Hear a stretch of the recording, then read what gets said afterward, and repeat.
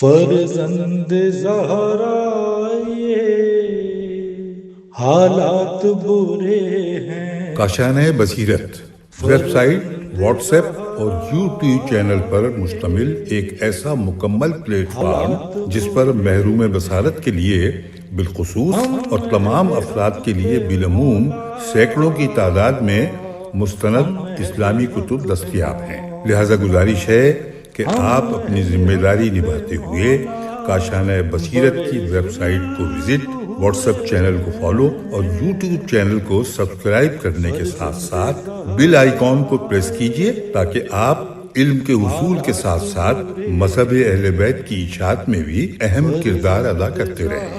کاشانۂ بصیرت حالات برے ہیں۔ اعوذ باللہ من الشیطان الرجیم، بسم اللہ الرحمن الرحیم۔ کاشانۂ بصیرت کے بابصیرت سامعین السلام علیکم۔ کتاب 1001 داستان علی کی ریڈنگ کا سلسلہ جاری و ساری ہے۔ پیج نمبر ہے 177، ہیڈنگ ہے مرغِ بریاں۔ حضرت علی علیہ السلام فرماتے ہیں کہ میں جناب رسول خدا کے ساتھ مسجد میں تھا۔ حضور ختمی مرتبت سرکار دو عالم سید الثقلین صلی اللہ علیہ وآلہ وسلم نے صبح کی نماز کے بعد فرمایا کہ میں عائشہ کے گھر جا رہا ہوں۔ چنانچہ میں بھی اپنے گھر واپس آ گیا۔ میں نے چند لمحے ہی اپنے گھر میں گزارے ہوں گے کہ میں ایک دم اپنی جگہ سے اٹھا اور عائشہ کے گھر چل دیا۔ دروازہ کھٹکھٹایا۔ عائشہ نے پوچھا کون ہے؟ میں نے کہا علی۔ کہنے لگی کہ رسول خدا سو رہی ہیں۔ میں یہ سن کر لوٹ آیا، لیکن اپنے آپ سے کہا کہ جب بیوی گھر پر ہو تو انہیں استراحت کا موقع کیسے مل سکتا ہے؟ میں واپس آیا، پھر دروازے پر دستک دی۔ اس مرتبہ یہ کہا گیا کہ حضور کو کوئی کام ہے اس لیے وہ مل نہیں سکتے۔ میں دوبارہ پلٹا، پھر آ کر دروازہ بہت زور سے کھٹکھٹایا۔ عائشہ نے کہا تو کون ہے؟ میں نے کہا علی۔ حضور کی آواز میں نے اپنے کانوں سے سنی، فرما رہے تھے عائشہ دروازہ کھول دو۔ حضور نے مجھے اپنے پہلو میں بٹھایا اور فرمایا اے ابوالحسن، یہ سارا واقعہ میں بیان کروں یا تم تاخیر کا سبب بتاؤ گے؟ میں نے عرض کیا یا رسول اللہ آپ فرمائیے، کیونکہ آپ کی زبان مبارک سے سننا اچھا لگے گا۔ تب حضور گویا ہوئے کہ مجھے کافی دیر سے بھوک کا احساس ہو رہا تھا، اس لیے میں عائشہ کے گھر آیا۔ یہاں بھی کھانے کو کچھ نہ تھا، لہٰذا میں نے دعا کے لیے ہاتھ اٹھا دیے، خدا کے حضور التجا کی تو اچانک جبرائیل عرش بری سے زمین پر اترے اور یہ مرغ بریاں اپنے ساتھ لے آئے۔ عرض کیا کہ مجھے امر الہی ہوا تھا کہ یہ مرغ بہشتی آپ کے لیے لے کر حاضر ہوں۔ میں اسی وقت حمد و ثنا اور سپاس گزاری پروردگار میں مشغول ہو گیا۔ پھر میں نے حضور خداوندی میں استدعا کی کہ بار الہ کسی ایسے کو میرے اس کھانے میں شریک کر دے جو مجھے اور تجھے دوست رکھتا ہو۔ میں چند لمحے منتظر رہا لیکن میرے پاس کوئی نہ آیا۔ میں نے دست دعا بلند کیے کہ خدایا اس بندہ خدا کو توفیق مرحمت فرما کہ میرے ساتھ اس کھانے میں ہمراہی کرے۔ اتنے میں دروازے پر دستک ہوئی اور تمہاری بلند آواز کانوں میں تک پہنچی، اور میں نے عائشہ سے کہا کہ علی کو اندر آنے دو۔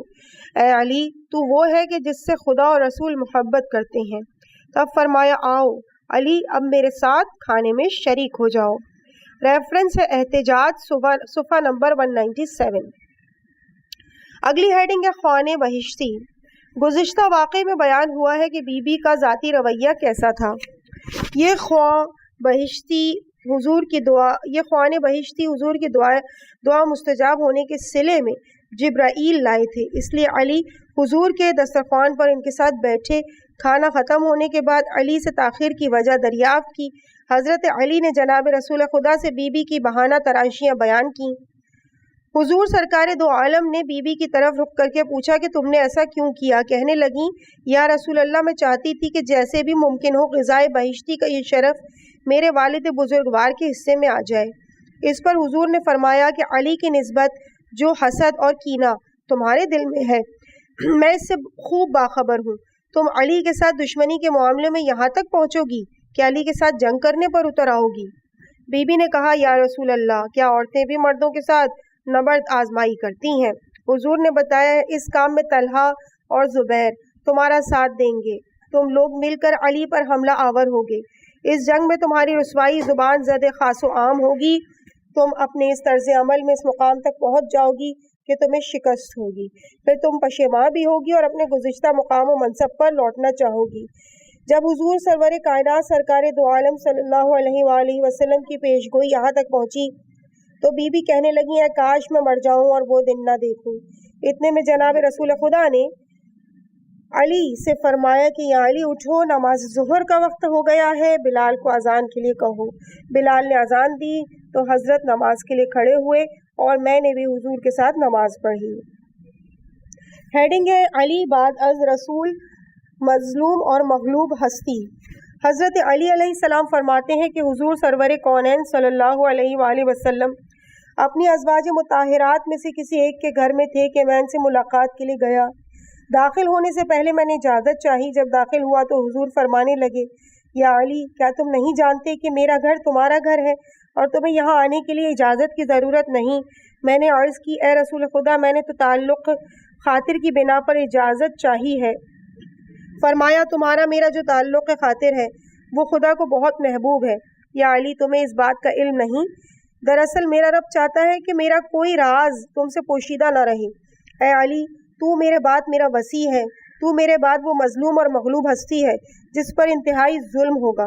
جو تجھ سے کنارہ کشی اختیار کرے گا وہ مجھ سے جدا رہے گا، اور جو کوئی مجھ سے محبت کا دعوے دار ہو لیکن تجھ سے دشمنی رکھے وہ شخص جھوٹا ہے، کیونکہ خدائے بزرگ و برتر نے میری اور تمہاری آفرینش ایک نور سے قرار دی ہے۔ ہیڈنگ ہے علی جبرائیل کے مقام پر۔ حضرت علی علیہ السلام فرماتے ہیں کہ ایک دن حضور بستر علالت پر تھے، میں ان کی عیادت کو گیا، دیکھا کہ ایک حسین و جمیل اور خوبرو شخص سرکار رسالت ماپ کے پاس تشریف فرما ہے۔ اس نے سرور کائنات کا سر اپنی آغوش میں رکھا ہوا ہے، حضور استراحت فرما رہے ہیں۔ جب میں داخل ہوا تو اس شخص نے مجھے اپنے پاس بلایا اور کہا اے چچا زاد بھائی اپنے چچا زاد بھائی کے پاس بیٹھ جاؤ کیونکہ تم میرے سے زیادہ حقدار ہو۔ حضرت علی فرماتے ہیں کہ میں آگے بڑھا اور اس شخص نے اٹھ کر اپنی جگہ مجھے دے دی۔ میں بیٹھ گیا اور حضور کا سر مبارک اپنی گود میں رکھ لیا۔ تب وہ شخص چلا گیا۔ حضور کی آنکھ کھلی تو مجھ سے پوچھا کہ جس نے میرا سر اپنی آغوش میں رکھا ہوا تھا وہ بندہ خدا کہاں چلا گیا؟ میں نے عرض کی جب میں آیا تو اس نے مجھے اپنی جگہ دی اور خود چلا گیا۔ حضور فرمانے لگے کیا تم نے اسے پہچانا؟ میں نے عرض کی کہ نہیں یا رسول اللہ، میرے ماں باپ آپ پر فدا ہو جائیں۔ حضور نے ارشاد فرمایا کہ وہ جبرائیل تھا۔ میں اس کی باتیں سن رہا تھا کہ مجھ پر نیند کا غلبہ ہو گیا۔ ہیڈنگ ہے علی کے حق میں دعائے رسول۔ جناب امیر فرماتے ہیں کہ ایک دن میں بیمار تھا، جناب رسول خدا میری بیمار پرسی کو آئے۔ میں بستر پر لیٹا ہوا تھا، حضور نے میرے سرہانے بیٹھ کر اپنا رومال میرے چہرے پر پھیرا۔ جب مجھے شدید بیمار پایا تو اٹھے اور مسجد میں چلے گئے، وہاں کچھ دیر دعا اور نماز میں مشغول رہے، پھر میرے پاس آئے اور رومال مجھے واپس دے کر فرمانے لگے علی اب تم اٹھ جاؤ، تم صحتیاب ہو چکے ہو۔ میں اپنے بستر سے اٹھا اس عالم میں کہ اب مجھے کسی قسم کا درد نہیں ہو رہا تھا۔ حضور ارشاد فرمانے لگے کہ اے علی کبھی ایسا نہیں ہوا کہ میں نے صرف اپنے لیے خدا سے مانگا ہو، میں نے ہمیشہ اپنے ساتھ ساتھ تمہارے لیے بھی طلب کیا ہے۔ اگلی ہیڈنگ ہے 7 بہشتی باغ۔ حضرت علی فرماتے ہیں کہ میں اور حضور مدینے کے ایک کوچے میں جا رہے تھے کہ راستے میں ہم ایک سرسبز باغ میں پہنچے۔ میں نے کہا کتنا خوبصورت باغ ہے؟ حضور نے فرمایا ہاں اچھا ہے لیکن تجھے بہشت میں اس سے کہیں خوبصورت ملے گا۔ پھر چلتے چلتے ایک دوسرا باغ دیکھا، اس کی بھی میرے منہ سے تعریف ہی نکلی۔ حضور نے اس کے بارے میں بھی یہی کہا کہ اس سے کہیں اچھا تمہیں جنت میں عطا ہوگا۔ ہم نے یوں ہی چلتے چلتے اس طرح کے 7 باغات دیکھے اور ہر بار رسالت مآب نے اپنے بازو میری گردن میں حمائل کر دیے اور مجھے سینے سے لگا کر رو دیے اور کہنے لگے میرے ماں باپ فدا ہوں اس تنہا شہید پر۔ میں نے استفسار کیا یا رسول اللہ آپ کیوں گریہ فرما رہے ہیں؟ حضرت فرمانے لگے تمہارے بارے میں جو کینہ لوگوں نے اپنے سینوں میں چھپا رکھا ہے وہ میرے بعد آشکار ہوگا۔ ہیڈنگ رسالت مآب صلی اللہ علیہ وآلہ وسلم کے لیے باعث مسرت بات۔ جناب امیر فرماتے ہیں کہ رسول کریم نے فتح مکہ کے بعد ایک گروہ کو مکہ کے اطراف میں لوگوں کو دعوت اسلام کے لیے بھیجا لیکن ان کو جنگ کی اجازت نہ دی۔ اس گروہ کا سردار خالد بن ولید تھا اور اس کو قبیلہ بنو حزیمہ کی طرف تبلیغ اسلام کے مقصد کے لیے بھیجا گیا تھا، لیکن خالد نے ان کے آباء و اجداد کے زمانے جاہلیت میں کیے ہوئے ظلم کے انتقام لینے شروع کر دیے۔ اس نے ان میں سے کچھ کو قتل کیا، کچھ لوگوں کو قید کر لیا اور ان کے مال و اسباب کو لوٹ مار کرنا شروع کر دیا۔ ادھر رسول خدا کو اس کی بری حرکت کی خبر ہوئی تو مسجد گئے اور ممبر پر بیٹھ کر 3 مرتبہ کہا، پروردگار، جس فعل بد کا خالد مرتکب ہوا ہے میں اس سے بیزار اور متنفر ہوں۔ حضور نے مجھے ان کے پاس بھیجا اور میں ان کے نقصانات کی تلافی کروں۔ میں نے وہاں جا کر ان کے ناحق مقتولین کا خون بہار ادا کیا، ان کی ضائع شدہ املاک کی تلافی کی۔ پھر میں نے ان سے کہا کہ آپ لوگوں کو خدا کی قسم اگر آپ کے درمیان کوئی ایسا شخص ہے جس کا حق ضائع ہوا ہو تو بتائیے تاکہ میں ادا کر سکوں۔ ایک گروہ اٹھ کھڑا ہوا اور کہا کہ اگر آپ اس بات کے لیے خدا کی قسم دے رہے ہیں تو ہمیں کہہ دینا چاہیے کہ ہمارے اونٹوں کے زانو بند اور کتوں کے مخصوص برتن بھی اس حادثے میں کھو گئے ہیں۔ حضرت علی فرماتے ہیں کہ میں نے دیکھا کہ بہت سی ادائیگیاں کر چکنے کے بعد کچھ پیسے میرے پاس بچ گئے ہیں۔ میں نے لوگوں سے کہا کہ یہ رقم بھی میں آپ کو ہی بخشتا ہوں تاکہ میں جناب رسول خدا کی سپرد کردہ ذمہ داری سے مکمل طور پر عہدہ بر ہو سکوں۔ یہ سب کرنے کے بعد میں نے حضور کو اپنی کارکردگی کی رپورٹ دی۔ حضور نے فرمایا کہ یا علی، خدا کی قسم اگر اس کی بجائے سرخ بالوں والے اونٹ بھی میرے لیے بطور ہدیہ لائے جاتے تو میں اتنا خوش نہ ہوتا۔ ریفرنس ہے بہار الانوار جلد 21 صفحہ 141۔ اگلی ہیڈنگ ہے شیطان کا نالا و شیوان۔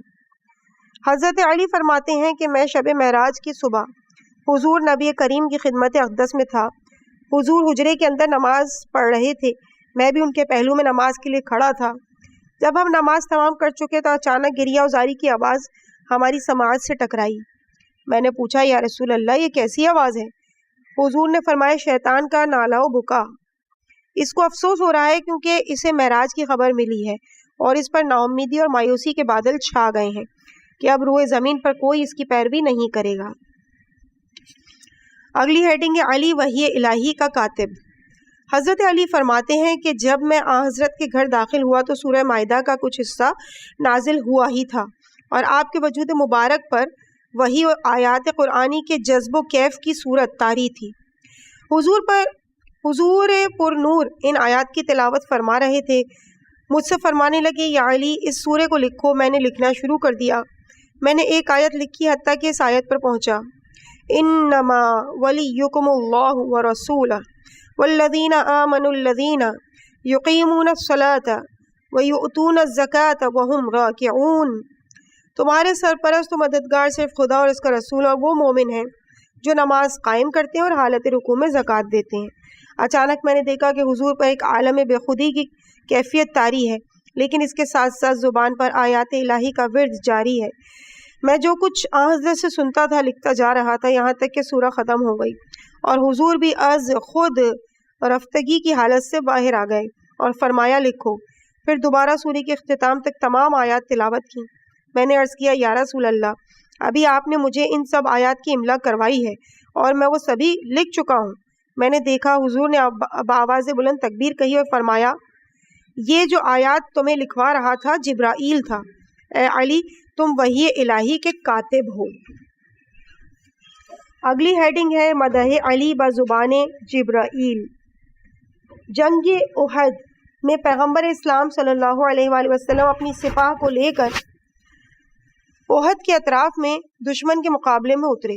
50 افراد پر مشتمل ایک دفاعی دستہ جو کہ ماہر تیر اندازوں پر مشتمل تھا حفاظت پر مامور تھا۔ حضور نے ان کو تاکید فرمائی کہ کسی صورت میں بھی اپنی جگہ نہ چھوڑنا، لیکن جنگ شروع ہوتے ہی جب دشمن نے میدان چھوڑ دیا اور مسلمان افواج مال غنیمت جمع کرنے لگیں تو کوہ احد کے محافظین میں سے بھی 10 افراد باقی رہ گئے۔ ابو سفیان نے خالد بن ولید کو پہلے سے حکم دے رکھا تھا کہ موقع غنیمت جان کر احد کے پیچھے سے حملہ آور ہو جانا۔ اس نے تیر اندازوں کے باقی ماندہ دستے کو مع ان کے سردار عبداللہ بن جبیر کے مار ڈالا۔ اسی جنگ میں سردار اسلام حضرت حمزہ بھی شہید ہوئے اور حضور کے کچھ دوسرے مصاحبین نے بھی جام شہادت نوش کیا۔ ایک گروہ شمع رسالت کی پروانہ وار حفاظت کر رہا تھا۔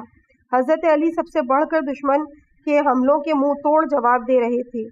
آپ علیہ السلام نے اس قدر جنگ کی کہ آپ کی تلوار ٹوٹ گئی۔ حضور نے ذوالفقار نامی اپنی تلوار علی کو دے دی۔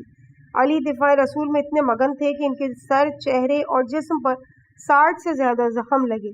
اسی وقت جبرائیل نازل ہوئے، فرمایا اے محمد صلی اللہ علیہ وآلہ وسلم، ایک دوسرے پر نچھاور ہونا یہی ہے۔ پیغمبر اسلام نے فرمایا علی مجھ سے ہے اور میں علی سے ہوں۔ اسی وقت جبرائیل نے یہ بھی کہا لا فتح الا علی لا سیف الا ذوالفقار، اتنی بلند آواز میں کہ ہر ایک نے یہ آواز سنی۔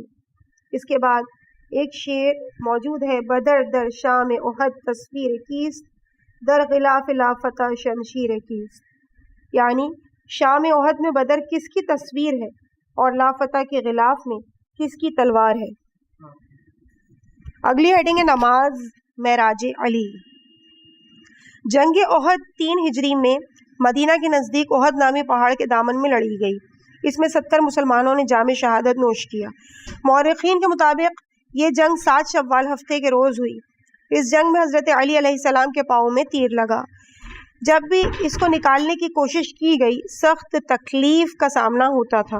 اب حضور کے ارشاد کے مطابق اس بات کا انتظار کیا جانے لگا کہ علی نماز میں مشغول ہوں تو ان کے پاؤں سے تیر نکال لیا جائے۔ چنانچہ ایسا ہی کیا گیا۔ بعد از نماز علی کو یوں محسوس ہوا کہ جیسے پاؤں میں زخم کی شدت میں کچھ کمی سی ہے۔ ساتھ ہی آپ کی نظر پڑی تو دیکھا کہ جائے نماز خون آلود ہو چکا ہے۔ پھر ان کے ذہن میں خیال آیا کہ ان کے پاؤں سے تو تیر نکالا جا چکا ہے۔ اس پر حضرت علی نے فرمایا خالق اکبر کی قسم مجھے تیر نکالے جانے کا پتہ ہی نہیں چلا۔ ہیڈنگ ہے علی عاشق خدا۔ پیغمبر اسلام صلی اللہ علیہ وآلہ وسلم کے سامنے جو شخص بھی حضرت علی کے بارے میں گلا شکوہ کرتے تھے، حضور جواب میں یہی کہتے کہ علی کے بارے میں کچھ نہ کہو کیونکہ وہ تو عاشق الہی ہے۔ ابو درداء کہتے ہیں ایک دن میں نے مدینہ کے اطراف کے نخلستان میں جسد علی کو خشک لکڑی کی طرح زمین پر پڑے ہوئے دیکھا۔ وہ اس خیال سے کہ شاید علی اس دنیا سے جا چکے ہیں، اس واقعے کی خبر دینے آ حضرت کے گھر آئے اور فاطمہ کو علی کی وفات کی خبر دی اور افسوس کا اظہار کیا۔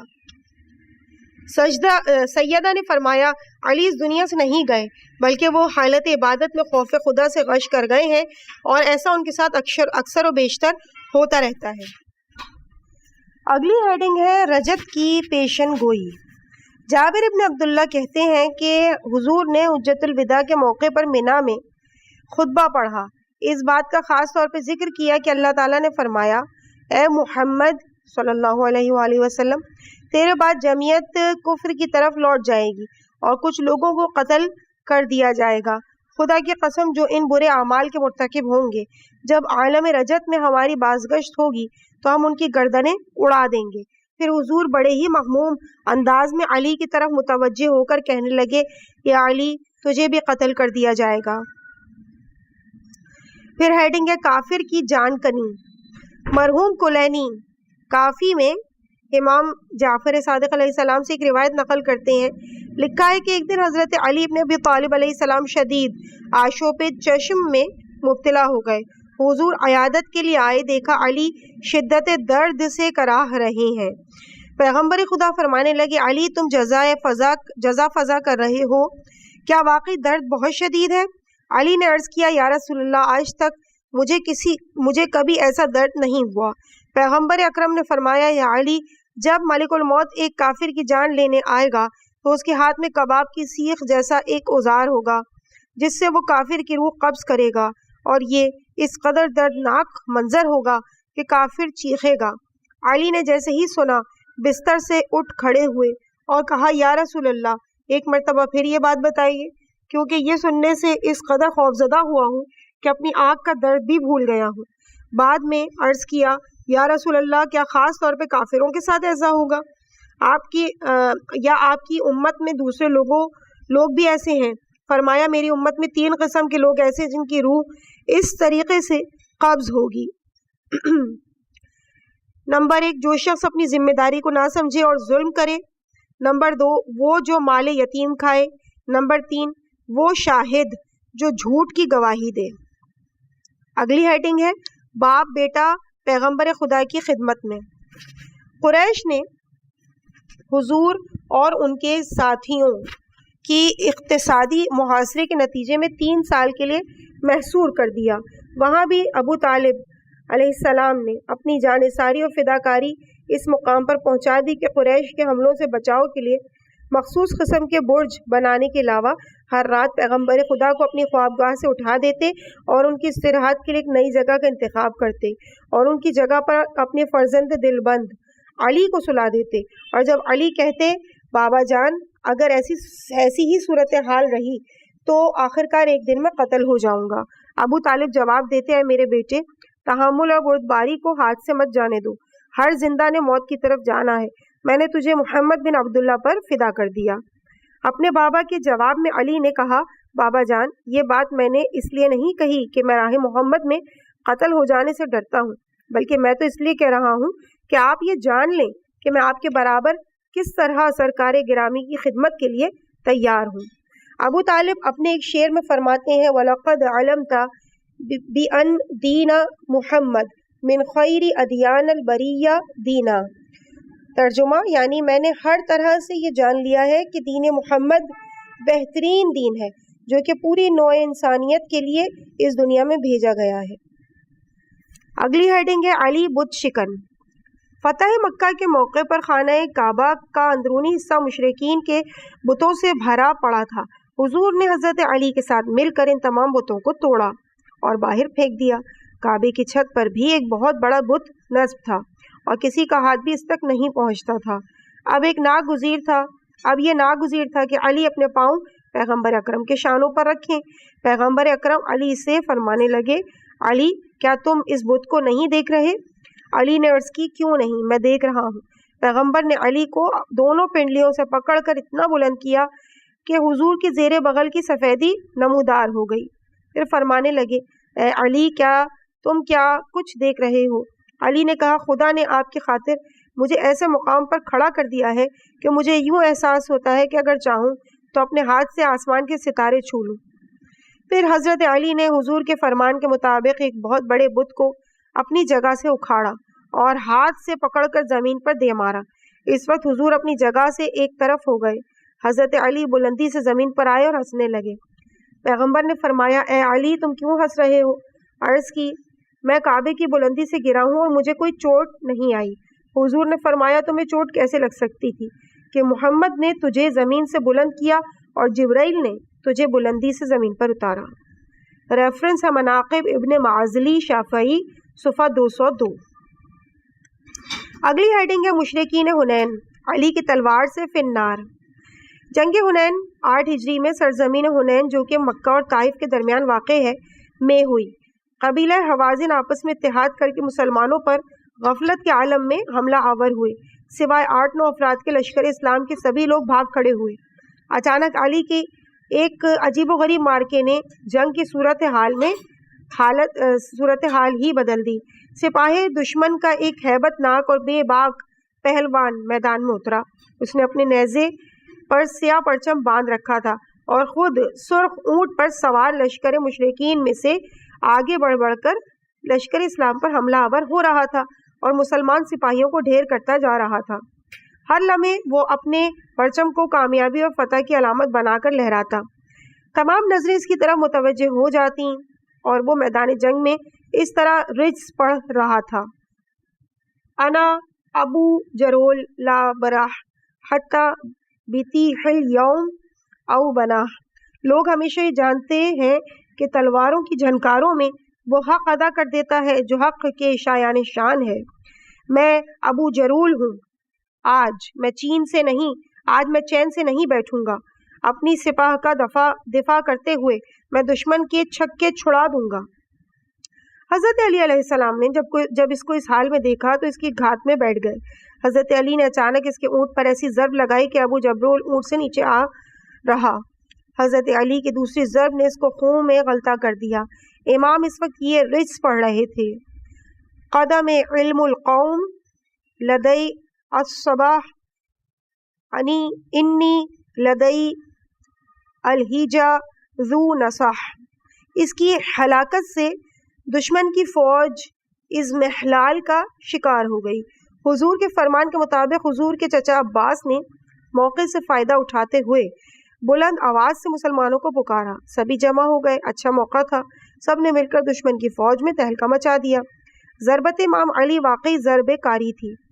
فضل بن عباس کہنے لگے کہ علی کی پہلی ضرب ہی ہمیشہ کارگر ہو جاتی ہے اور دوسری ضرب کی ضرورت ہی نہیں رہتی۔ ہیڈنگ علی رہنمائی حقیقی۔ جب سرور کونین سرکار دو عالم صلی اللہ علیہ وآلہ وسلم نے چاہا کہ یمن کے لوگوں کے درمیان علی کو فیصلے کے لیے بھیجیں تو حضرت علی نے عرض کیا، یا رسول اللہ، میں تو ابھی نوجوان ہوں اور فیصلوں کے تمام اصولوں سے آشنا بھی نہیں ہوں۔ یہ سن کر حضور نے علی کو قریب بلایا اور اپنا ہاتھ علی کے سینے پر رکھ کر کہا، خدایا علی کے دل کی رہنمائی فرما اور اس کی زبان کو استواری بخش۔ حضرت علی فرماتے ہیں کہ حضور کی اس دعا کے بعد فیصلوں کے معاملے میں میرا دل انتہائی قوی ہو گیا۔ اگلی ہیڈنگ ہے علی کی آزردگی، محمد کی آزردگی۔ یمن میں حضرت علی علیہ السلام کے ہمراہ عمرو بن شاس نامی ایک شخص تھا۔ اس کو ایک وہم سا ہو گیا تھا کہ حضرت علی نے اس کے ساتھ بے انصافی کی ہے، لہٰذا جب وہ مدینے آیا تو وہ ہر ایک سے آپ کی شکایت کرتا۔ اسی طرح ایک دن وہ مسجد نبوی میں نکلا، حضور وہاں تشریف فرما تھے، یہ بھی قریب ہی بیٹھ گیا۔ سرکار رسالت مآب صلی اللہ علیہ وآلہ وسلم نے اسے دیکھا تو فرمانے لگے، اے عمرو بن شاس، تو نے مجھے اذیت دی۔ عمرو نے کہا، انا للہ و انا الیہ راجعون، میں اس سے خدا کی پناہ چاہتا ہوں کہ میں رسول ثقلین کو آزردہ خاطر کروں۔ اس پر حضور نے فرمایا کہ جس نے علی کو رنجیدہ خاطر کیا اس نے گویا مجھے آزردہ کیا۔ ریفرنس ہے اعلام الورا، صفحہ نمبر 137۔ اگلی ہیڈنگ ہے 4 یمنی گھوڑے خدمت رسول میں۔ حضرت علی علیہ السلام یمن میں اپنے فرائض ادا کر چکے تو مدینے لوٹ آئے اور رسول خدا کے پاس حاضری دی۔ آپ یمن سے اپنے ہمراہ 4 گھوڑے لائے تھے، وہ سرور کونین کی خدمت میں ہدیتاً پیش کیے۔ حضور نے ارشاد فرمایا کہ علی، ان گھوڑوں کو ان کے الگ الگ ناموں کے ساتھ مجھے شناس کرواؤ۔ علی نے عرض کی، یا رسول اللہ، ان کے مختلف رنگ ہیں۔ حضور نے دریافت کیا، کیا ان کے درمیان کوئی بھی ایسا گھوڑا ہے جس کی پیشانی، زانوں اور پاؤں سفید ہوں؟ علی نے عرض کیا، ان میں سے ایک زردی مائل رنگ سرخ رنگ کا ہے، اس کی پیشانی، زانوں اور ٹانگیں سفید ہیں۔ حضور نے فرمایا کہ وہ میرے لیے رکھو۔ علی نے عرض کی کہ ان میں سے 2 گہرے سرخ رنگ کے ہیں، ان کی پیشانیاں، زانوں اور پاؤں بھی سفید ہیں۔ کہنے لگے، وہ دونوں اپنے فرزندوں کو دے دو۔ علی نے عرض کیا، ان میں سے ایک چوتھا گھوڑا سیاہ رنگ کا ہے۔ حضور نے فرمایا، اس کو بیچ دو اور رقم ضروریات زندگی کے لیے صرف کرو۔ ریفرنس فروع کافی۔ اگلی ہیڈنگ ہے علی میر میدان۔ جنگ احد کے آغاز میں طلحہ بن ابی طلحہ دشمن کی افواج میں سب سے پہلے میدان میں آیا۔ اس کے ہاتھ میں فوج کا پرچم تھا۔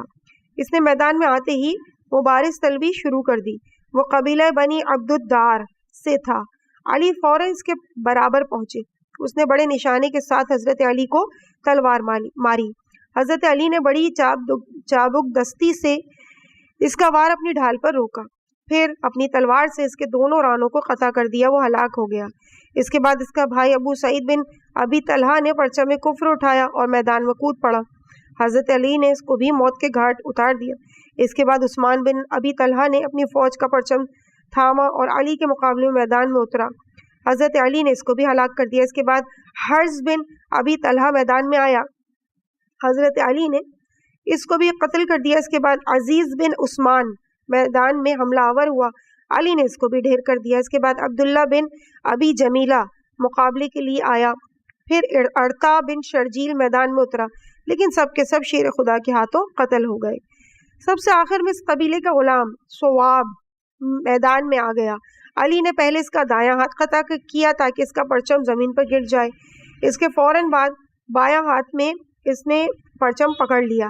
علی نے بایاں ہاتھ بھی قلم کر دیا۔ سواب نے کٹے ہاتھوں سے ہی پرچم کو اپنے ساتھ چپکائے رکھا اور کہا، اے قبیلہ عبد الدار، مجھ پر آپ کا جو حق تھا وہ میں نے ادا کر دیا۔ علی نے اس کی پیشانی پر ایک ضرب کاری لگائی، وہ بھی گزشتہ پرچم داروں کی طرح واصل جہنم ہو گیا۔ اسی دوران اس کی بیٹی حارثیہ نے پرچم سنبھالا اور میدان میں نکل آئی۔ اب اجتماعی جنگ شروع ہو گئی۔ اس جنگ میں علی کی دلاوری نے وہ تہلکہ مچایا کہ ہر جگہ کوہرام بپا ہو گیا۔ اگلی ہیڈنگ ہے یمن کے لوگوں کا قبول اسلام۔ ہجرت کا 10واں سال تھا۔ ابھی یمن کے لوگ بت پرستی کرتے تھے اور وہ دین اسلام کے گرویدہ نہیں ہوئے تھے۔ حضور نے خالد بن ولید کے مسلمانوں کا ایک دستہ دے کر ان کے پاس بھیجا۔ اس گروہ میں برا بن عازب بھی تھا۔ خالد نے اپنے ساتھیوں سمیت 6 مہینے یمن میں قیام کیا، لیکن ان میں سے ایک فرد کو بھی مسلمان نہ کر سکا۔ جب یہ خبر حضور تک پہنچی تو رنجیدہ خاطر ہوئے اور اسی وقت حضرت علی کو بلا بھیجا اور حکم دیا کہ فوراً یمن جاؤ اور خالد اور اس کے ساتھیوں کو مدینے بھیج دو۔ البتہ اگر خالد کے ساتھیوں میں سے کوئی تمہارے ساتھ رہنا چاہے تو منع نہ کرنا۔ حضرت علی یمن پہنچے اور خالد بن ولید اور اس کے ہمراہیوں کو واپس بھیج دیا۔ برا بن عازب اور اس کے ساتھ چند اور لوگ حضرت علی کے ساتھ یمن میں رہ گئے۔ برا کہتے ہیں کہ جب میں نے حضرت علی کے ہمراہ یمن میں قدم رکھا تو جیسے ہی لوگوں کو آمد علی کی اطلاع ہوئی وہ حضرت علی کے گرد جمع ہو گئے۔ حضرت علی نے نماز صبح باجماعت پڑھی، پھر ایک تقریر کی اور یمن کے عوام کے لیے بھیجا ہوا رسول اللہ کا خط پڑھ کر انہیں سنایا۔ وہ لوگ حضرت علی علیہ السلام کے حسن کلام سے اس قدر شیفتہ اور گرویدہ ہو گئے کہ اسی دن یمنی قبائل کی ایک کثیر تعداد حلقہ بگوش اسلام ہو گئی۔ علی نے یہ نوید مسرت ایک خط کے ذریعے حضور تک پہنچائی۔ حضور نے یہ سنا تو انتہائی خوش ہوئے اور شکر خدا بجا لائے۔ پھر اٹھے اور فرمایا ہمدان اور یمن کے تمام قبائل پر درود و سلام ہو۔ ریفرنس بہار الانوار جلد 21 صفحہ 263۔ عزیز سامعین، اس مقام پر ریڈنگ کے اس پارٹ کو ہم یہیں پہ روکتے ہیں۔ انشاءاللہ اس سے آگے کی ریڈنگ اگلے پارٹ میں بیان کی جائے گی۔ پیج نمبر ہے 194، ہیڈنگ ہوگی علی رہنمائے ابو ذر۔ مجھے اپنی دعاؤں میں یاد رکھیے گا۔ والسلام علیکم ورحمۃ اللہ وبرکاتہ۔